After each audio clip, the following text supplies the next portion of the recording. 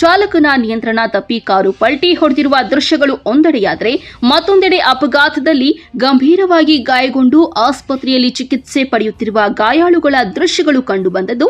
ಈ ಘಟನೆ ಚಿಕ್ಕಬಳ್ಳಾಪುರ ನಗರದ ಹೊರವಲಯದ ರಾಷ್ಟ್ರೀಯ ಹೆದ್ದಾರಿ 44ರಲ್ಲಿ ನಡೆದಿದೆ. ಅಂದಹಾಗೆ ರಾಮಗಾನಪರ್ತಿ ಗ್ರಾಮದ ಆನಂದ್ ಎಂಬುವರ ತೋಟದಲ್ಲಿ ಟೊಮೊಟೊ ಬೆಳೆ ಬೆಳೆಯಲಾಗುತ್ತಿದ್ದು, ಟೊಮೊಟೊ ಸಸಿಗಳು ಖಾಲಿಯಾದ ಹಿನ್ನೆಲೆಯಲ್ಲಿ ಚಿಕ್ಕಬಳ್ಳಾಪುರ ತಾಲೂಕಿನ ಪಟ್ರೇನಹಳ್ಳಿ ಗ್ರಾಮದ ನರ್ಸರಿಯಿಂದ ಹೊಸ ಸಸಿಗಳನ್ನು ತರಲು ಕೆಲಸಗಾರರಾದ ತಂದೆ ಮಗ ಮುನಿಯಪ್ಪ ಹಾಗೂ ಗಂಗಯ್ಯ ತೋಟದ ಮಾಲೀಕ ಕಾರಿನಲ್ಲಿ ತೆರಳುತ್ತಿದ್ದರು.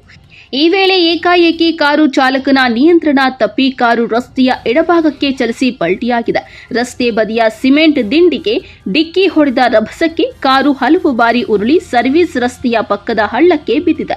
ಪರಿಣಾಮ ಕಾರು ಸಂಪೂರ್ಣ ನಜ್ಜುಗುಜ್ಜಾಗಿದೆ. ಅಪಘಾತದಲ್ಲಿ ಕಾರಿನ ಚಾಲಕ ಸೇರಿದಂತೆ ಇಬ್ಬರಿಗೆ ತಲೆಗೆ ಗಂಭೀರ ಗಾಯಗಳಾಗಿದ್ದು, ಸ್ಥಳೀಯರು ಹಾಗೂ ಪೊಲೀಸರು ಗಾಯಾಳುಗಳನ್ನು ತಕ್ಷಣ ಚಿಕ್ಕಬಳ್ಳಾಪುರ ಜಿಲ್ಲಾಸ್ಪತ್ರೆಗೆ ರವಾನಿಸಿ ಚಿಕಿತ್ಸೆ ಕೊಡಿಸುತ್ತಿದ್ದಾರೆ. ಇನ್ನು ಈ ದುರ್ಘಟನೆ ಡಿಮಾರ್ಟ್ ಮುಂಭಾಗದ ರಾಷ್ಟ್ರೀಯ ಹೆದ್ದಾರಿ 44ರಲ್ಲಿ ನಡೆದಿದ್ದು, ಮಾಹಿತಿ ತಿಳಿಯುತ್ತಿದ್ದಂತೆ ಚಿಕ್ಕಬಳ್ಳಾಪುರ ಸಂಚಾರಿ ಪೊಲೀಸರು ಸ್ಥಳಕ್ಕೆ ಧಾವಿಸಿ ಪರಿಶೀಲನೆ ನಡೆಸಿದ್ದಾರೆ.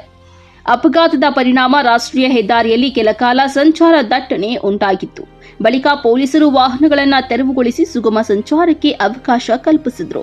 ಈ ಸಂಬಂಧ ಚಿಕ್ಕಬಳ್ಳಾಪುರ ಸಂಚಾರಿ ಪೊಲೀಸ್ ಠಾಣೆಯಲ್ಲಿ ಪ್ರಕರಣ ದಾಖಲಾಗಿದ್ದು, ಮುಂದಿನ ತನಿಖೆ ಮುಂದುವರೆದಿದೆ.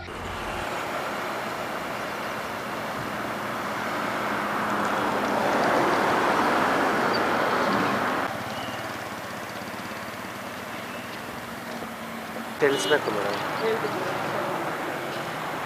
ನಮ್ಮ ಕಾನ್ಸಂಟ್ರೇಷನ್ ಆ ಟೈಮಲ್ಲಿ ಏನಾಗುತ್ತೆ, ಟ್ರಾಫಿಕ್ ಹಿಂಗೆ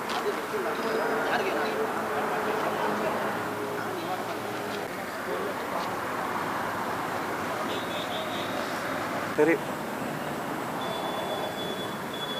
ಇಲ್ಲಿ